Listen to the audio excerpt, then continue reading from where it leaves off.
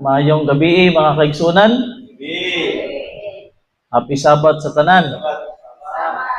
So, daghang salamat sa mensahe sa awit nga naguluhan, why have you chosen me? Ginoo nganong gipili mo ako. Sa daghang mga tao gipili ka sa Ginoo. Oh. So, dili ta gipili sa Ginoo tungod kay daghan ta. O gipili ka sa Ginoo sa daghang mga tao. Gipili gid ta sa Ginoo. Ngano ka no? So, ang mga tao karon mga higala, mga kaigsunan sa Facebook, sige sila lalis kung kinsa gyud tinuod na iglesia. Ana, ang kaaway dili wala na siya mahimos kamatuoran. Kay na naman kamatuoran. Hindaog naman ta, no? Ang iya na lang buhaton kaya nasulat naman ang Biblia, iya na lang bag-uhon ang nakasulat. Amo na siya. So daghay mga bogus translation atong pa ako gipaminawan ang mga explanation na kamo dili gyud mo mahimong tinuod. Kamo mga 70 Adventist, dili gyud mo mahimong tinuod. Ano man? Kanang ang inyong simbahan natukod naman sa 1844. Ana sila. 1844 muingon gani ka na tinuod ka. Tapos ang imong simbahan itukod lang niadtong 1844 December. Di na tinuod. Kay kimi 33 AD pa mi. Saon man mo makaingon tinuod ka na 18 ka pa naman lang hinggawas. Unya. Ana kanyang inyong simbahan sumala sa registration 1844 kisa karon tinuod na 33 AD paman mi. Yan siya. Tapos kanang kung tinuod pa mo daghan unta mo mao man ingon gamay raman mo. So ang Biblia unsaon na to pagpamatuod na ang Seventh-day Adventist mao gid ni siya ang katawan sa Ginoo karon. Panilain. Ang katawan sa Ginoo dili na siya mahimong duha. Kung naay piki na agyoy genuine. So, kung naay piki nga iglesia na agyoy gitawag nga tinuod na iglesia. Pero ang tinuod na iglesia dili na siya pwede mahimong duha. Di pwede mahimong tulo. Usa ra gyud na siya. So ang Biblia wala na siya mag-ingon na ay kami tinuod kay una man mi ulahi ra man mo sa gingon sa Mateo 20. Mateo 20:16. Dili ni siya paunahay. Dili na siya padaghanay. 20 verse 16. Sa ingon niya na ang mga nauna. Sa ingon niya na ang mga naulahi mahiuna og ang mga nauna maulahi. Di ta makagarantiya na nauna mo, nauna ta. Kay ang naulahi mauna og ang nauna maulahi man. Og daghan ang gipinagtawag gamay ra ang few are chosen. Daghan bisan sa parabulo na pag-itsa sa pukot nidto sa dagat sa parabulo, daghan ang nasulod sa pukot pero dili tanang nasulod sa pukot dadon kundi pilian pa pagapos may bayon. So diri sa Deuteronomy gihapon ako magun laptop kadtong miaging semana abundak hulog wala na karon nag-out na napug ko'y laptop diha nakaraan ang pod kay naguba ang battery di siya mo andar kung walay hindi nakasaksak mao na makuanta duha ni akong laptop kung maguba ang usa na pod karon parehas maguba so nahimo ani Balik tas Bible. Haling makalimutan tas Bible pagunit ba. So sa gingon sa Deuteronomy kapitulo 7 bersikulo 7. Si Hiyuba wala mahigugma kaninyo ni magpili kaninyo tungod kay kamo labing daghan kaysa tanang mga katawhan. Kay kamo mao ang labing gamay sa tanang mga katawhan. Dili padaghanay. Wa ta gihigugma sa Ginoo, gipili si Ginoo kay daghan ta. Unya karon ang 70 Adventist daghan naman pod. Daghan naman pod. Pero dili na ingon daghan peke o gamay peke dili nga na. Bisan tinuod ka pa sa nakapas tinuod na iglesia, pero may na lang nasa kas tinuod na iglesia kay naman kay paglaom. Unya kung madimalas didto ka sa mini na didto kas dili tinuod na iglesia, tapos kanang perting paningkamot pero samtang buhi mo nagingon samtang buhi kanang naagay pag-asa. Kung na may gingon ang Ginoo sa Juan 10:16, wala ko masayop, ana pay mga karnero na wala nining turila og sila tawgon ko. Usa na lang ang magbalantay, usa na lang ang panon. Maabot gyud ang panahon na sa kadaghan mga reliyon mahimo na lang usa. Usa. Tapos ang usa nga tinuod, usa na lang pod ang piki. Ano man, tinuod ba atong giingon ni Gitgano? Uyon ko atong yang ingon na aw kamo diha, sige mo supak-supak mga Katoliko. Mubalik man gihapon mo pag-abot panahon, nga naman. Nganong mubalik man sila? Patiyon man. Pag-abot sa Sandilo, di ka mauusa. Nga di naman lang ka mauusa na Domingo man. Muabot yun ang panahon kasi wala mang good laptop na to. Karon, unsa man ang ilahanan sa tinuod nga iglesia. Gipangutana na mo si Pastor Praso Daniel dito sa Pastor, para nimo unsa man tinuod na iglesia. Siya na. Ang tinuod na iglesia na nagsunod sa pulong sa Dios o nagkupot sa tinuohan ni Jesus. Mao gyud na siya. Kita mga 70 Adventist, mao ra gyud na lahi. Ano man? Naatay kasuguan, naatay pagpamatuod. Mao na timaan sa iglesia. Usa pa, ingon siya, kung ikaw 70 Adventist tapos di ka mo to espiritu stagna, di ka mo basa, dili ka tinuod na 70 Adventist. Kay kung kana, mas matinuod pa hinuon ning mga offshoot. Kay basag Biblia, basag espiritu stagna. Kunya, di man pwede kay ato man na. Samo na siya nga.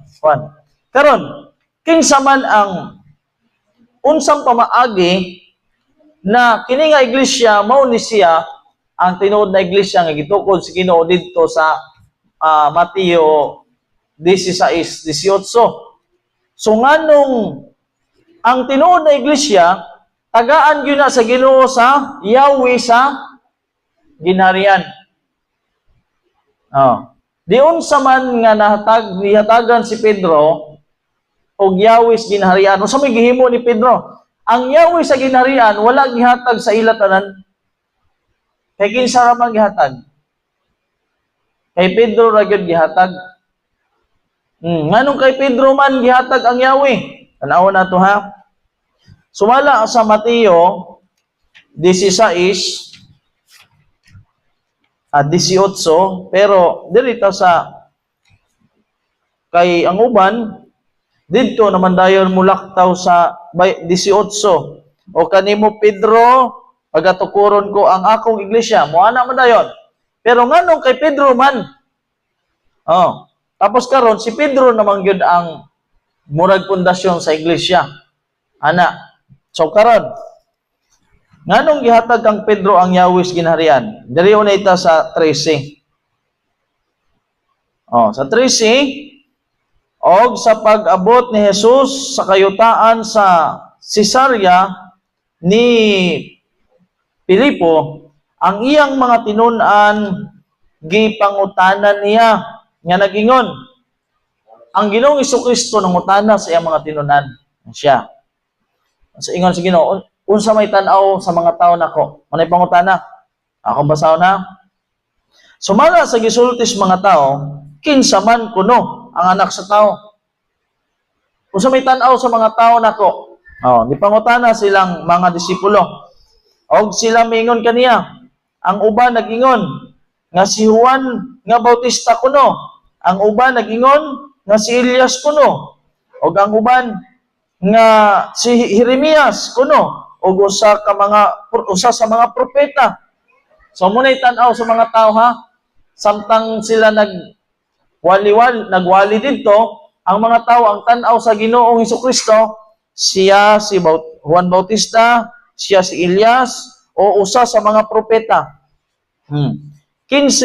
Og mingon siya kanila, apan kamo, unsa may inyong sulti, kinsa man ako.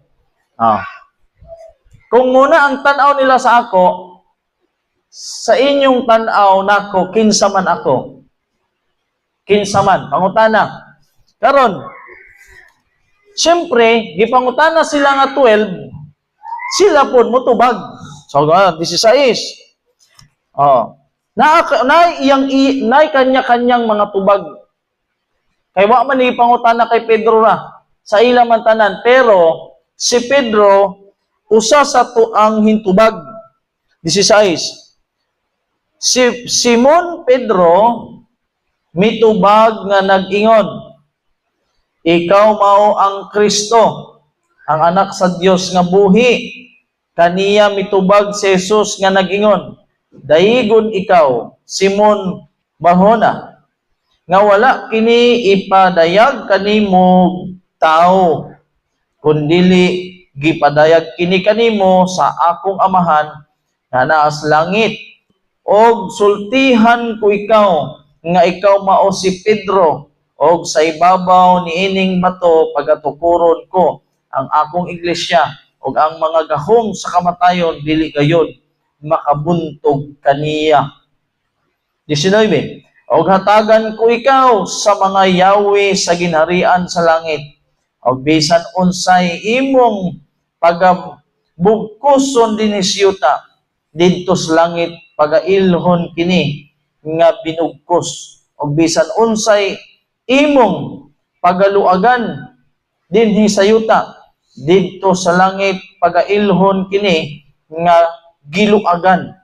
20. Unya sa hugot gitugon niya ang mga tinun-an sa dili pagsugilon kang bisan kinsa nga siya mao ang Kristo. Okay. Ang gipangutana sa Ginoo, 12 ka mga apostoles. Sa 12, usa lang ang nakatubag ug sakto. So, gipangutana niya sa tanan, si Pedro ra ang nakatubag sa maong pangutana. So, pagkatubag ni Pedro sa maong pangutana, o kanimo, ikaw Pedro, bulahan ka. Kay wala gipadayag kanimo sa tao ang kamaturan kundi pinaagi sa amahan. Subot pasabot ang iglesia nga gitukod sa Ginoong Jesucristo, mauna siya ang gitagaan si Yahweh tungod kay nagsulti siya sa kamaturan. Dili ingon sa nauna ka, una-ulahi ka. Ang batayan sa Ginoo na ikaw mao ang iglesia na iyang gitukod kung magsulti ka kung unsa ang kamaturan. Unsa mo man nimong mauna ka, wa man ka magsulti sa kamaturan. Kaya ang pangutana sa Ginoo, unsa ang kamatuoran mahitungod sa iya? Unsay tan-aw sa mga tao sa iya? Kay nga naman, ang Misaya, mo man tong propesiya ni Isaias nga manamkon ang babae o tawgon na Emmanuel. Mo man to na kinahanglan mailan nila ang Misaya. Na kini siyang anak ni Jose na si Jesus, mo ni siyang Kristo. Mao to ang kamatuoran na kinahanglan masabtan sa mga tao. Ang nakatubag sa pangutana, ang nakasultis kamatuoran, maliban sa daghang mga tao na mga nagtagna-tagna sa iya, si Pedro ra gyud. Sumod pasabot, gihatag sa Ginoong Hesukristo kang Pedro ang yawis kinarian kay siya ra gyud ang nakatubag og sakto. So kinsa man karon ang katawhan o iglesia nga nagsultis kamatuoran? Ang uban ba nato mga kaigsunan na mga higala sa laing iglesia? Kusuga ra ba mo angkon sa Ginoong Hesukristo? Pero sa una, ilang gilutos ra ba ang mga mituo kang Kristo? Kini hinuong dili mo tuo kang Kristo? Dilutos ang mga mituo kang Kristo, gipampatay karon kusog na kayo mga angkon na tuo na sila kang Kristo. Si Kristo ilang Ginoo. Pero sa una ilang gipampatay ang mga mutuo kang Kristo. So una, ang batayan dire ang iglesia nga nagsultis kamatuoran. Una siya. Kita mga Seventh-day Adventist, daghan kayo tas Biblia, daghan ta ang prophecy nato, daghan atas Mateo, na atas sa buhat, na atas pinadayag. Ang kanang iglesia sa ilang mo man diha man ta mo kuan sa iglesia sa ilang. Kanang iglesias in the wilderness, church in the wilderness. Okay, gikan sa pag-Exodus movement ngadto sa Sinai, anang gitawag na church in the wilderness. Asa man na? Mabasa na siya sa pinadayag 12. Mao na kung pabarugon ta asa ang Seventh-day Adventist sa propesya sa Biblia. O daghan tay mapresentar. Daghan tay mapresentar. Pili lang saan sa asa man ta, sa bagong tugon o sa karang tugon. No. So, ang timaan sa iglesia sa Ginoo karon, mao na siya ang sultis kamatuoran. Mao na siya ang tinuod nga iglesia. So dili ingon padaghanan, dili ingon na pagamayay, kundi ang nagsultis kamatuoran. Bisan pa na kas tinuod na iglesia, kung wala ka magkinabuhi. Wa ka magkinabuhi sa kamatuoran, ingon nga nagsumusunod sa Ginoo. So diri kita kinahanglan mahibalo ta kung asa ta dapit sa propesya. Asa ang Seventh-day Adventist sa propesya sa Matthew 20. Matthew 20 naata sa ika-upat ka pagtawag. Asa ta sa Matthew 25 ang Seventh-day Adventist na atas versikulo 25 versikulo nata diri. Mateo 25 natas versikulo 5 ug 6. Sa Matthew 20 na gyapon ta. Mateo 25 diri ta. Og kay ang pamanhunon na dugay man sa pag-abot silang tanan na nagpirat ug naghikatulog apan sa pagkatungang gabi dihay misinggit nga nagingon tan-awa ang pamanhunon pangdula kamo og sugata ninyo siya. So nata diri sa bersikulo. Kinsa maning pamanhunon diri sa bersikulo 6. Sa pinadayag 21 ang Ginoong Hesukristo mao na siyang pamanhunon. Pero sa bersikulo 5 og ang pamanhunon na dugay sa pag-abot silang tanan na nagpirat og nahikatulog. Unsa man ang fulfillment ani sumalas great controversy. Ang fulfillment ani mao ni siya ang great disappointment sa Millerites movement. Ang singgit nga nagingon diri apan sa pagkatungang gabi dihay singgit kining cry sa English. Ang cry message. Mensahe. Mensahe dadto sa mga nakatulog. Kung imo ning tan-awon sa Bible commentary, kining verse 5 nang gisgot ni siya sa Great Disappointment ni atong 1844, October 22. Dito ang Millerites movement, ang Philadelphian Church. Unsa may sunod sa Philadelphian? Gikot ni siya dito sa 1SM 106 o gikot po dito sa 1SM ang pinadayag Gis. Ang propesiya sa 70 Adventist na as pinadayag Gis, versikulo 11.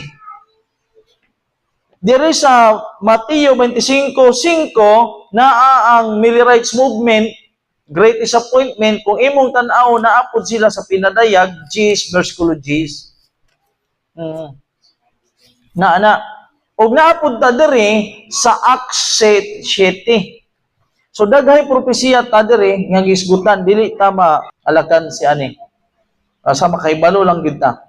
So mo ni siya diri sa pinadayag Gis, ayon diri, og gikuha ko ang gamayng basahon gikan sa kamot sa manulunda, og akong gikaon kini, og matamis kini sa akong baba, daw dugos apan sa gitulon ko kuna kini ang akong tiyan mibati og kapait, mibatis kapait. Unsa may but pasabot aning mibatis kapait? Tamis sa baba, sa mas dugos pag-abos tiyan mipait. Ang pulong sa Ginoo sa panahon ni William Miller, mubalik ng Ginoo 1844, October 22, tamis kayo paminawon, lami kayo paminawon, kay ang pag-abot ba ni Kristo ang pagtapos sa tanang problema. So, hanto dili mo balik si Kristo na anang kamatay, kasakit, kagutom, sa panakalisdanan, paglutos. So, mumawala ra na siya, mumabalik na si Kristo. So, niadtong panahon na, tamis gyud kayo paminawon ang pulong sa Ginoo sa panahon ng Millerites movement. Ngano man, daghan kaayo na mga relihiyon nagkahiu sa atong panahon na. Kay ang Millerites movement, let brotherly love continue good ang ilang meaning. Nagkahiu sa gud sila. Kaso pag-abot sa 1844, October 22, sa minahitabo, mipait. Mipait na nga naman. Wala man miabot ang Ginoo. Mao ni siya na propesiya sa Mateo 25:5. Kining nadugay ang pamanunon, mao ni siya ang fulfillment. Karon na ay tingog nga mi singgit sa pagkatungang gabi.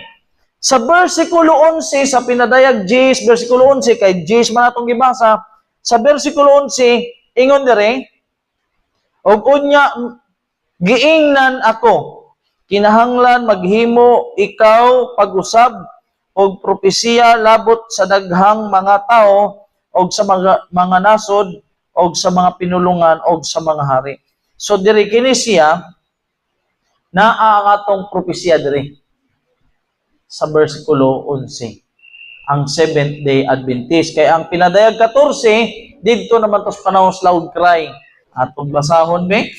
O nakita ko ang laing manulunda nga naglupad sa taliwala sa kalangitan, o kini siya may dalang walay katapusang maayong balita aron sa pagmantala ngadto sa mga nanagpuyo sa yuta sa tanang kanasuran og kabanayan og pinulungan og katawhan.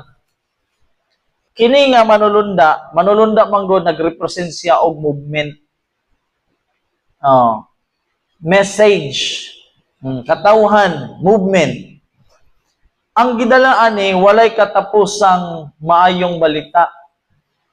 Pag muisgot ganig walay katapusang maayong balita, dili gyud alisdan, dili mahunong.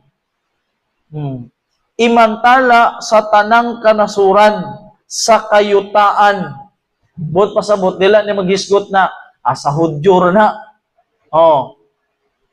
Ang Hudyo dito naman tos Israel.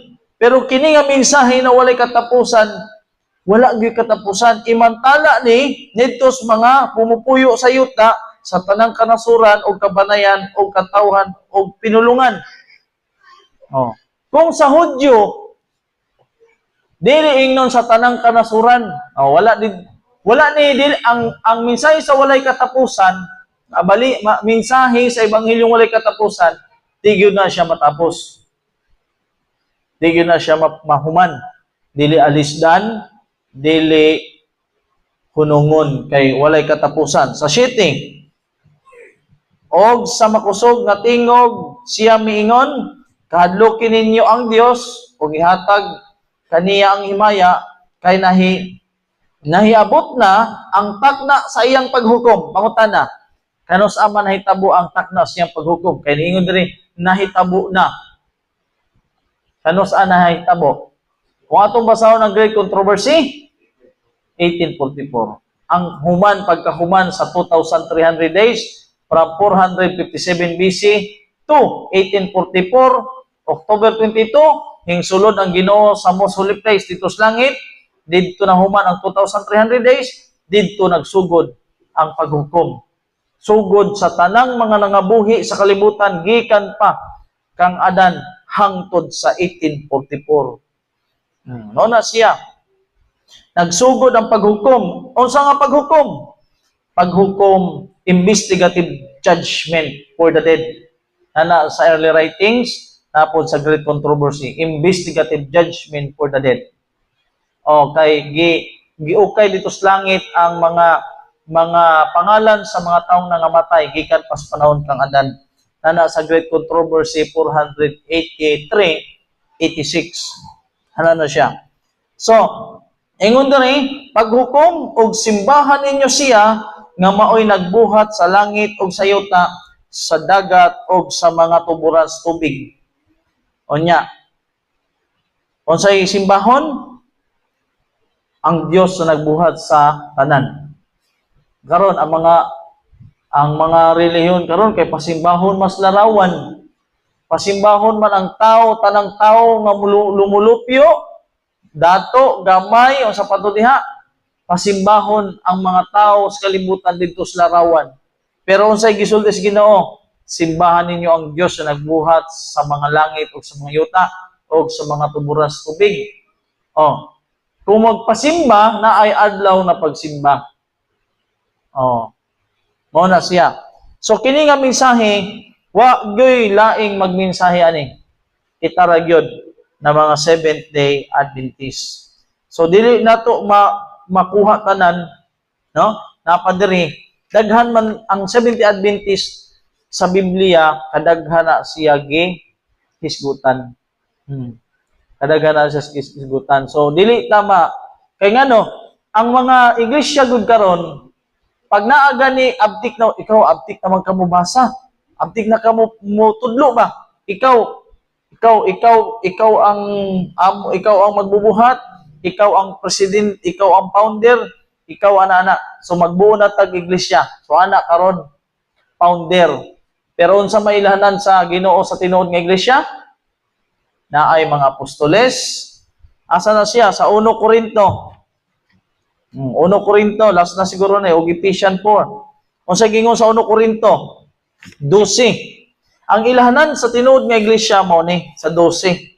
28. Ingon diri, og ang iglesia ipahimutang sa Dios una sa tanan nga mga apostoles, ikaduha mga propeta, ikatulo ang mga magtutudlo, unya ang mga magbubuhat og mga milagro, unya ang mga pangpangayo og mga sakit, og ang pagtabang, og ang pagdumala, og ang pagpanultig nagkalain-laing matang sa mga dila. Unsa may wala dire na mga hiyas na gihatag sino sa iglesia? Ang wala dire mao ang pagkapari. Anong wala may pari dire? Kaya pagkapari giwala naman to pagka panahon sa Ginoong Jesucristo. Diri sa Episo 4:11 ingon diri og ang iyang mga gasa mao nga ang uban mahimong mga apostoles, ug ang uban mga propeta, ang uban mga ebanghelista, ang uban mga pastor, ug ang uban mga magtutudlo alang sa pagkasangkap sa mga balaan, alang sa buhat sa pag-alagad, alang sa paglig-on sa lawas ni Kristo. So ang tinuod na iglesia na ani. Naa karon ang timaan sa tuod na iglesia na ay propeta, na ay apostoles, na ay ebanghilista, na ay mga magtutudlo. Unsa man ang wala diri? Pari. Nga mangutan na sila, kamo tinuod pag ginunta mo na iglesia, naaunta mo'y pari. Unya, basahon mo diri wa may pari diri. Unsa man diri mga pari? Ngano unsa may gibuhat sa mga pari? Atong basahon ka diyon ha, kay mahuman naman ta. Asa mabasa nga usa sa fulfillment na tungod kay ang Ginoo siya namang goy pinakalas nga pari. Kay human naman ang sakripisya, human naman ang gitawag na sanctuary service, seremonyalo, di ba? Kay si Kristo naman atong basahon na Ezekiel, dali lang tas Ezekiel, duha man ni. Ezekiel 22:26. Ingon diri. Gilapas sa iyang mga saserdote sa ubang salin sa Tagalog, na Tagalog version, pari ang nakabutang dito.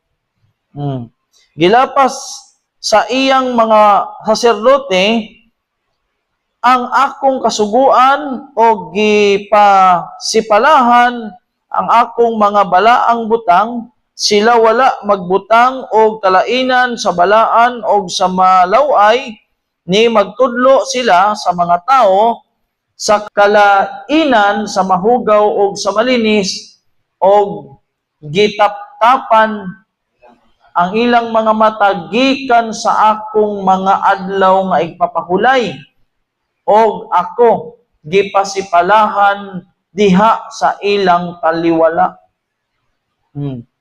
O sa gingon, gilapas sa mga pari ang akong kasuguan, gipasipalahan ang akong balaang butang, sila wala magbutang og kalainan sa balaan og sa malaway, wala sila magtudlos mga tao sa kalainan sa mahugaw og malimpyo, o gitaptapan ang ilang mga mata gikan sa mga adlaw nga ipapahulay. Apan kamo mingtipas gikan sa dalan, kamo ang nagpapangdul sa kadaghanan diha sa kasuguan, inyong gibulingan ang mga libi, nag-ingon si Yuba sa mga panon. Kung imong basahon dito, klaro kayo sa ubang translation, pare, nakubutan dito. Tungod niini kamo gihimo ko nga talamayon og mahugaw sa tubangan sa tibuok nga katawhan, sa diha nga kamo wala magbantay sa akong mga dalan, kundili adunay pagpasulabi hinuon sa mga tao mahitungod sa kasuguan. So sa ibang translation, ang saserdote manggod karaan nga word. Duwa ta kayo sa English priest. Pero kung imong basahon sa mga bag-ong translation, ang saserdote, ang pasabot sa atong terminology ngayon karon, pari na siya. Nakoy mga libro ana kos balay kos Manila. Kay nag-collection man kog mga nakoy libro just balay ana kabaga Ang implementor si Cardinal anak kadako, natos balay na karon niya, anak kadako lagi Catholic Bible. Ang implementor ko dito. Karaan kayo. So, muna akong gibasa. Naghanman ko yung mga collection sa mga lahing translation. Doon lang sa Manila kay, kung mag-live gani ko, katong panahon sa pandemic, ako matong basahon.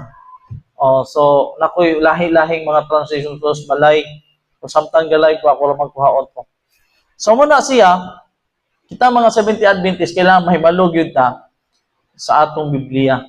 O sa gingon sa atong kauban ako na layman dito sa Manila, ginan siya. Kinahanglan magpabautismo na mo sa amo. Kami gyud tinuod. Sa ingon niya, mapildi gani nimo ning akong Bible, magpabautismo ko nimo. Kung mapildi lang nimo akong Bible, amot pasabot niya, kung mudaog gani ka nako sa Biblia, pabautismo. Ang problema magud kato nagsulti na pabautismo na mo dris amo.